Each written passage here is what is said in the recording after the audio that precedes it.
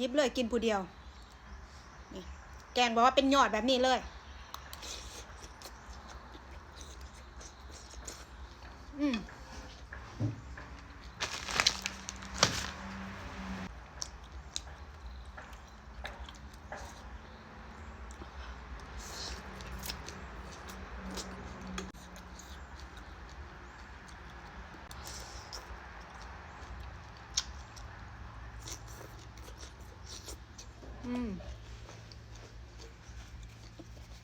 เดี๋ยวกินข้าวแล้วบ่าย3 ครึ่งขอสิอัดคลิปแบบว่าบอกวิธี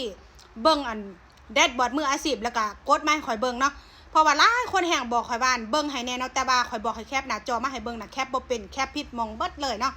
ข่อยก็เลยว่าสิอัดคลิปให้เบิ่งเบิดทุกคนเลยหรือว่าสำหรับคนที่บ้านอยากฮู้หรือว่าคนที่ส่งมาให้ข่อยเด้อผู้ใดฮู้แล้วก็แล้วไปเนาะบ่าย3 ครึ่งเด้อพี่น้องเด้อเดี๋ยวข่อยสิอัดให้เบิ่งอ่ะนะตอนนี้ขอกินข้าวก่อนหิวข้าวแห้งดึงขึ้นมาแบบนี้กินอันนี้ซดน้ำมัน